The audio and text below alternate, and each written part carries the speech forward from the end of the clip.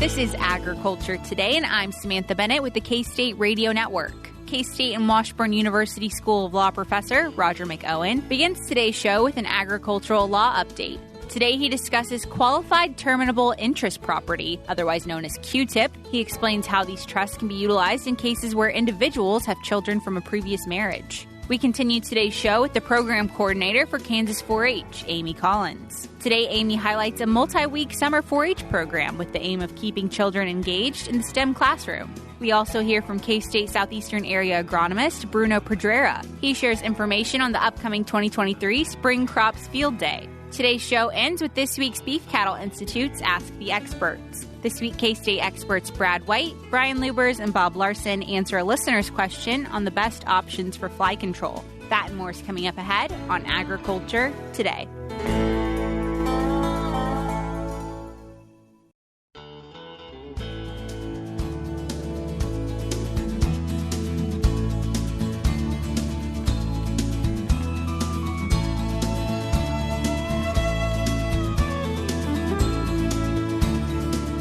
This is Agriculture Today. We are joined now by Roger McEowen. He is a K-State and Washburn University School of Law professor that joins us every other week to provide an ag law update. And today he's going to be speaking with us about marital deductions and QTIP trusts. So, Roger, a little bit interesting. We're not cleaning our ears here today. Yeah, QTIPs are more than just what you stick in your ear. It actually is a pretty advanced estate planning concept, and it gets kind of detailed. But in farm and ranch estates, they're complex by nature because we're dealing with a business in many situations. And QTIP trust is just one avenue that allows a larger estate to still take advantage of what we call the unlimited marital deduction and leave the property to the surviving spouse in a form other than outright, which is normally the rule for receiving an unlimited marital deduction. Sure. So good to know of. And another reminder on why succession planning is so important, even if you don't foresee that being something in your future anytime soon, right? Yeah, exactly. And a lot of the times what we want to do is we want to provide something for the surviving spouse for life, and then often it's a remainder down to the children, particularly, maybe one child of several is going to take over the farming operation. And so we want to kind of split the estate up, let the spouse benefit from the property, live in the farmhouse, get the rent from the property while the spouse is living. And then after the surviving spouse dies, then the full ownership and use and possession of the property comes into the hands of the children. The problem we have under the federal estate tax rules is that we can't get an unlimited marital deduction on property that passes otherwise than outright to the surviving spouse. And that marital deduction, as I indicated, is unlimited. We could have somebody such as a Bill Gates or a Warren Buffett with billions of dollars leave everything to in Buffett's situation, leave everything to the surviving spouse. And there is no estate tax. It doesn't matter how much is left outright to the spouse. It's tax-free. And you can do that during life. It's an unlimited gift tax amount, and you can do it at death. You can leave as much to your spouse as you want. There's no tax on it, whatever the amount. But the problem is that may not be the best plan because then you're loading up the surviving spouse's estate with a lot of wealth, and there could be potentially a tremendous amount of tax in the second estate. So a typical plan has been that we kind of balance the estates during life, get an equal amount of value in each spouse's name, and each leaves the other a life estate in a portion of the package that will optimize tax in the first estate and utilize marital deduction on the other package.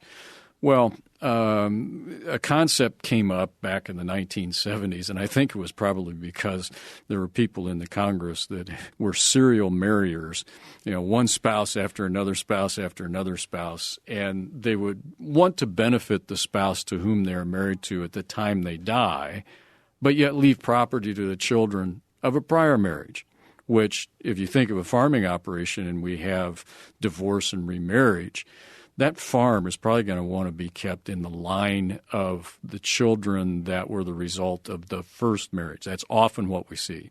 Well, if we've got a sizable estate and now we've got a federal estate tax issue, and this will become a bigger issue as we get closer to 2026 because that exemption is scheduled to drop under current law. If Congress does nothing, that exemption goes to $5 million inflation-adjusted dollars, so probably about $7 to $7.5 million. With the inflation adjustments, it will be in 25 probably about $15 million. So it's effectively going to get cut in half if Congress does nothing. So this concept becomes a bigger deal in these situations where we've got mixed families and multiple marriages. I don't want to necessarily leave everything outright to the spouse, but I got children of this first marriage, and those are my farming heirs. So the QTIP concept was developed probably because people in Congress had the same problem as an exception to the rule that you have to leave property outright to the spouse. So we can leave some of that in life estate form, but it has to be in a qualified form, qualified as a QTIP, and then remainder down to the kids. So when it comes to setting up a QTIP trust in this situation, what does that process really look like? Well, it's an irrevocable trust. It's set up, the terms of it are placed in the decedent's will, which establishes the trust. So it's a trust created under the terms of a will. It's a testamentary trust. It takes effect at death. And it has to have certain language in it to qualify. The spouse has to be entitled, has to be the only person that's entitled to the property, the income from the property for life with payments at least annually, and nobody has the power to alter that during the spouse's life. Those are your three requirements. And you can't appoint it to anybody other than the surviving spouse during the surviving spouse's life. And an election has to be made on the deceased spouse's estate tax return. So once you get through those requirements and you have the right drafting in the document, then we can qualify the property going to the surviving spouse in a life estate form for the marital deduction and still move it to kids of a prior marriage, for example. And it's a very tax-efficient way to do these things when we're dealing with these kind of complicated family matters. Yeah, complicated to say the least. And you mentioned that this was started 1970s, kind of? The concept came in the 1970s. Okay, so as time evolves, things change, society changes. Mm-hmm.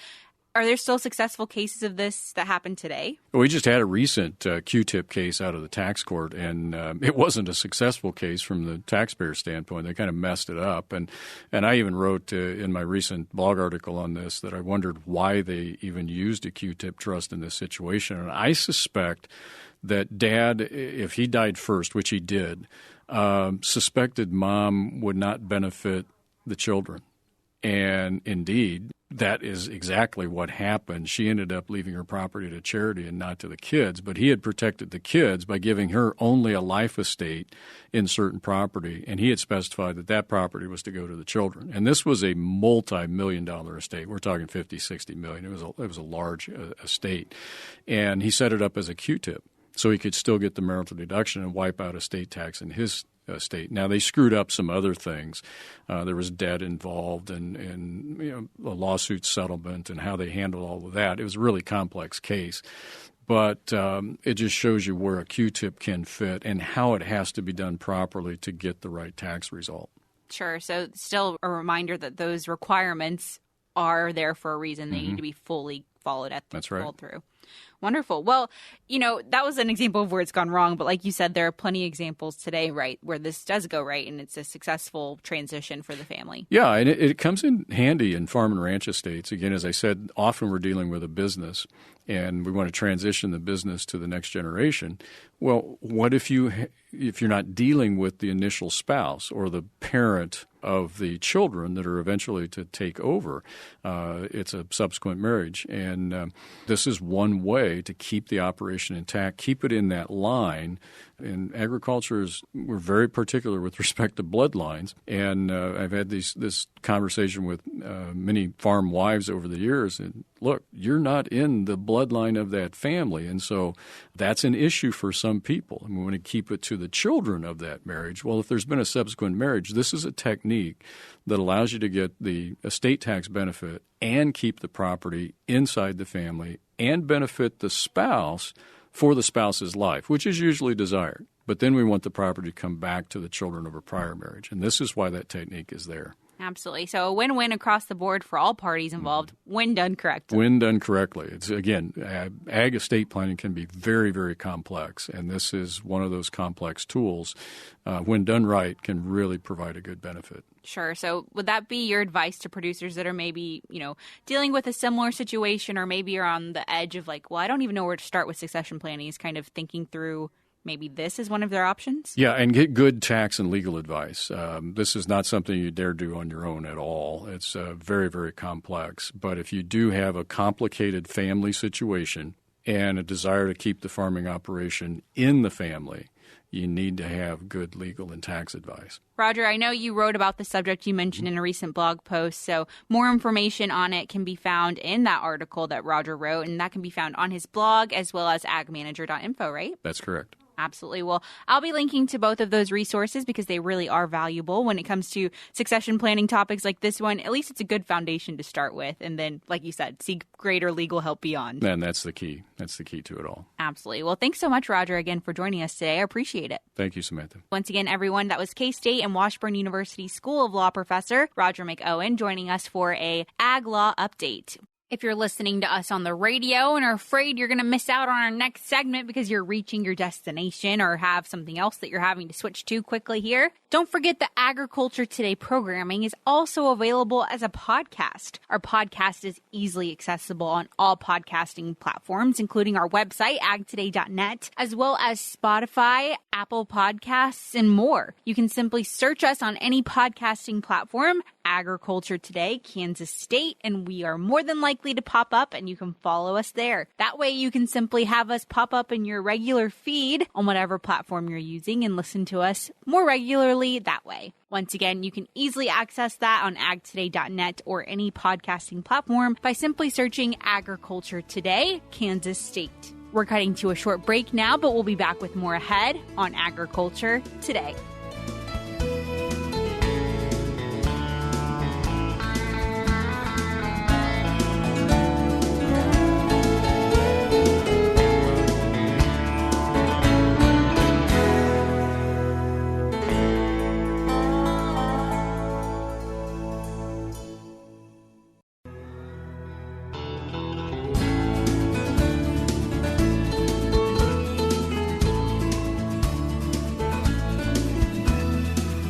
Agriculture Today. We are joined now by Amy Collins. She's the program coordinator with Kansas 4-H here at Kansas State University.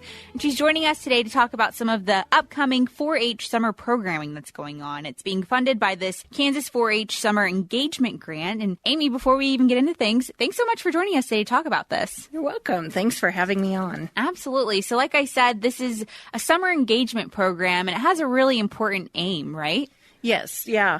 This is a federally funded grant by the Kansas Department of Education, and it's to address the impact of learning loss as a result of lost time in the classroom through the pandemic. So we're just really working with kids age 7 through 18 throughout the summer to address some of those skills that may have been lost. Absolutely. And I understand that the amount of, interns or volunteers that are taking part in this program, they're really the heart behind it. Yes, they are. Last year, we hired 56 interns, and we upped that this year because it was a very popular program, and we wanted to increase our reach. So we have hired 80 interns to facilitate programming throughout the state of Kansas. So that would be a total of 63 counties that are participating in the Summer Engagement Grant this summer. Wonderful. Well, we'll get into some of the information of how to find out if one of your counties is taking part in this program here in a minute. But when it comes to this program specifically, you mentioned those 80 interns across the state.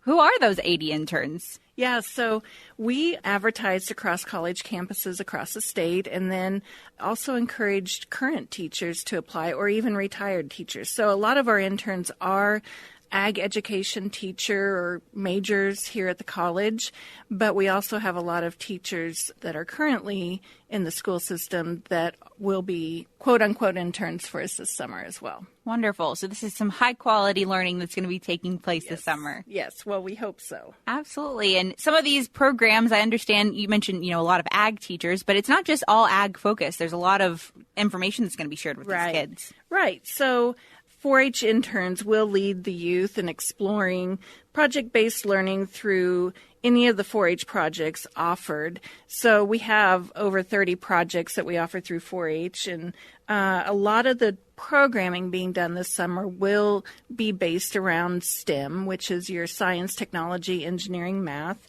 But we also do ag and natural resources, creative arts. We'll be doing food and nutrition, and also personal development this summer. I know that each of these programs are unique based on the group that's putting them together at those individual locations. So what are some of the fun activities you've heard about from the past year or so? Yeah, so this last year we had, each intern has to do an end of the summer report. And as I was filing through those, some of the programs ranged from making their own robotics or robots out of junk drawer materials and just allowing kids to explore and teach themselves how things come together. Another program that was given was based on an oil spill simulation, and the participants had to figure out what the best way was to clean up that oil spill. So there was some experimentation involved, but, that was pretty relevant considering we had an oil spill in Marshall County last year. So, some of these programs most of these programs are hands-on learning and really get the kids involved in thinking about how to solve a problem. Great way to get them engaged this summer. And we're talking about this event today because it's actually pretty fast approaching the timeline of it. So tell us a bit about this timeline. Okay, so we actually bring the interns to campus to do curriculum training the end of May, and then the week after Memorial Weekend, all counties will begin their programming. And it's a 12-week program, so it runs from the last week in May to the first week in August. So this is a long-term program that'll keep kids engaged all summer long across the state of Kansas. So that's wonderful. And if listeners are tuning in, Amy, and they're thinking, I think this would be a great opportunity for my kid. How do I find out if this is in my county? Some of those questions. Where can they find that at? Yeah, so you're going to want to call your local extension office, whether you're in a district or in a county. You'll want to call your local extension office and talk to someone about the summer engagement grant. Absolutely. And this program, for the most part, a free opportunity to take advantage of as well. Yes, most of it is free because it is a funded grant, but there are some minimal costs involved if there are field trips or things like that being offered. Great things to keep in mind, and an opportunity that parents out there listening, I'm sure you won't want your kids to miss out on. So, Amy, thanks so much for joining us today to share about it. Thanks for having me. I appreciate it. Absolutely. Once again, everyone, that was Program Coordinator with Kansas 4-H, Amy Collins, joining us today to talk about the Kansas 4-H Summer Engagement Grant and Program. We're joined now by K-State Southeastern Area agronomist Bruno Pedrera. He's joining us today to talk about the upcoming 2023 Spring Crops Field Day. So, Bruno, thanks for being with us today. Well, thanks for having me here, Samantha. Absolutely. So this program is one that's been going on in the spring for a while now. These field days are quite popular. And in the past, this spring field day has really focused on wheat, but there's recently been an addition this year with corn. Yeah, that's nice. Thanks for mentioning that. We used to be very focused on the wheat in our spring crops field day. And this year we are bringing back some of the corn studies we already have here. We think that's very important to share with farmers what we have been doing here at the Southeast Research and Extension Center in Parsons, right? And we have really nice trials here with wheat and corn this year. And that's the reason we want to invite all of them to come and visit with us on the May 23rd. Absolutely. Yeah. Again, great mentioning of the date for this event. It's going to be taking place again May 23rd at the Southeastern Area Research and Extension Center. So, Bruno, I know we've already mentioned that we're going to be talking about wheat and corn for this programming for the most part, but obviously it expands beyond that too. So what really can people that attend expect to see this year? Well, the idea is to show them what our wheat variety trials we have here. And the Southeast area is, I think, the only area in the state we have hard and soft wheat plants side by side. So they will be able to see our varieties and be able to walk through and see what are the results we have been having here in the Southeast area. We also have been working pretty close with our folks in the Department of Plant Pathology. In two of the other stations, we will be talking about fungicide management, right? We will have one station with wheat, another with corn, and we will be talking with them and sharing some of the results we have here and how we are using fungicides in our crops around here. The field day will be happening from 8:30 up to maybe 1 p.m. But by the end of the morning, we'll have 2 other conversations regarding precision equipment and precision agriculture. That's one of the really nice partnership we have been having here with Prairie Land Partners, our John Deere dealership for the region. And they will be bringing some really nice equipment, planters, combines, and they will be able to see what is, the most fancy thing we have available right now in terms of precision agriculture. And we will wrap up with a presentation that I think that's the most important part of the day is how to grow in profitable crops, right? We know that those precision equipments, they're pretty expensive, but there is a reason they are there. And we need to know and learn how to use them in order to make more money out of our acres. Absolutely. Yeah, these shiny pieces of equipment are fun and the bells and whistles are really cool, but it doesn't really matter much unless that efficiency is there, like you mentioned. Exactly. And that's the reason we are going through variety plots. We are going through, understand a little bit more about how to deal with fungicide management, understand the equipment, and understand how to make money using all of this stuff. So I think that will be a great day. The idea is to have a really hands-on field day here in Parsons at the Southeast Research and Extension Center. And I understand a lot of familiar faces are going to be putting on some of these conversations that will be taking place, including Kelsey Anderson Onifray and Rodrigo Onifray. Yes, sure. They both will be here with us, as well as Gaurav Jha, our new precision ag assistant professor with the Department of Agronomy. And I needed to mention that's one of the few days that Gretchen Saftner have been taking care of it for a while this year, being here, joining her, helping to put this together. So you guys will find all of us faculty here from the Southeast Research and Extension, and also some of our folks that are coming from Manhattan. Definitely an event you don't want to miss out on, listeners, because, again, this is a 2023 Spring Crop Field Day, and it's going to be free for those that attend. You're just asking people to RSVP ahead of time, right? Yes, if you can do it, that will be great. Most of the information you can find in our website. So if you go Southeast Research and Extension Center website, you'll see all the information you need there. Please let us know that you are coming, but it'll help us to organize everything. Absolutely, especially that free lunch that is being put on by Prairie Land, again, sponsoring this event. So that partnership there, it's been really important for field days like these. Oh, yeah. Prairie Land Partners has been a really nice partner with us. They have been working with us in precision ag trials here. We have some equipment, and they are helping us to plant and harvest with the really nice stuff they have. And it has been helping us to understand how we can help farmers as we understand better what we are doing with our crops. Absolutely. Yeah, an important partnership there for sure. And again, Bruno, this event taking place May 23rd, the 2023 Spring Crops Field Day at the Southeastern Area Research and Extension Center. So thanks so much for joining us today. I'll be sure to link to your website. That way, listeners tuning in, you guys can find that easily in our show notes, which, of course, as always, are on agtoday.net. A clickable link there. You can register, RSVP ahead of time. Make sure you get that free lunch. Awesome. Thanks for having me here. Hope to see you all here in Parsons on May 23rd. Absolutely. Well, thanks again, Bruno. Once again, everyone, that was K-State Southeastern Area agronomist Bruno Pedrera joining us to preview the upcoming 2023 Spring Crops Field Day. We'll be back with more ahead on Agriculture Today.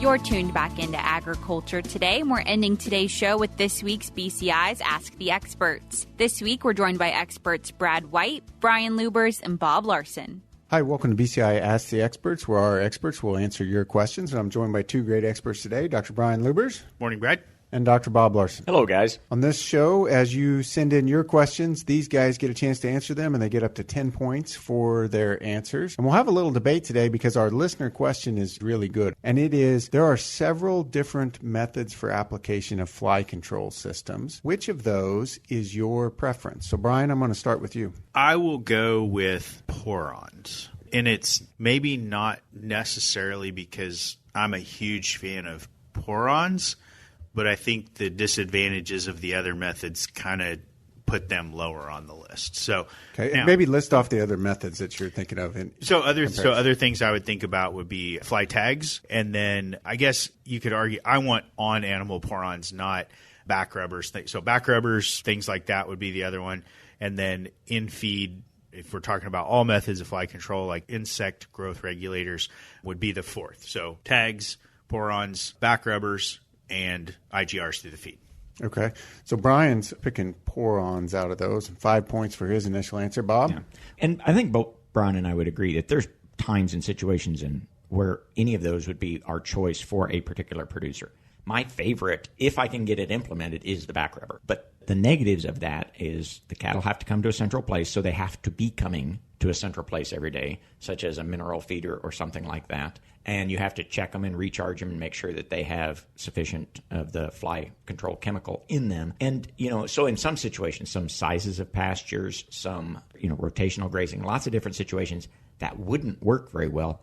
But if I can get it to work, I really like that as a method. Okay, so both of your choices actually require a fair bit of labor. Porons, we may have to run them through, and we may have to do it multiple times. Back rubber, I've got to maintain it. Why did you pick a more labor-intensive versus something like fly tags or the IGR application? Yeah, and actually, if I go back and revisit, I probably wouldn't just choose one. I probably would make a combination, and I probably would include IGRs with some of the other methods. Fly tags are pretty low on my list because they're less labor intensive if you put them in once and just leave them in.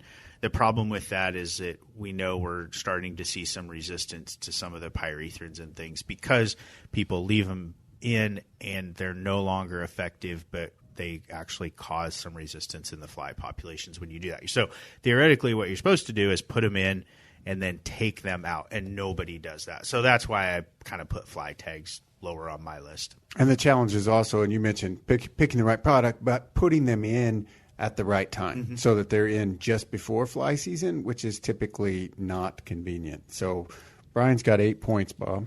Yeah, I'm going to agree with Brian. The one place where I do like fly tags is if you're battling a pink eye problem, a pyrethroid tag. Brian talked about there is some pyrethroid resistance among horn flies, but we don't really see that with face flies. And if you've got a really bad pink eye problem and a face fly problem, a pyrethroid ear tag may be a really good choice for you. But that may mean, making that decision, partway into the grazing season. And so I think one of the things that both Brian and I are saying is if you want something that's inexpensive, really easy to do, and highly effective, we don't have anything that does all three of those. You're going to have to pick and choose which of those is most important to you. And each of these has some labor involved with them. They have some cost involved with them. And so planning out the best program for you is really about compromising and figuring out what's the best trade-off. Absolutely. And you mentioned horn flies and face flies. Face flies are the ones that look like house flies, will typically be on the face, 5 to 15 per animal. Horn flies are the small ones that will land typically on the sides and flanks of the cattle. So, Bob, you've got 8 points as well. Toss-up question here for the final point. Do horn flies land with their head facing up toward the sky or down toward the ground? Oh, I know this one. They face down. Down. Yeah, you copied off Bob. Bob gets a point. I was quicker. 9 points for Bob. Thanks for sending in your questions. And if you have another question for us, send it in to bci@ksu.edu. Once again, those were K-State experts Brad White, Brian Lubbers, and Bob Larson, ending today's show with the Beef Cattle Institute's Ask the Experts. We'll be back with more tomorrow on Agriculture Today.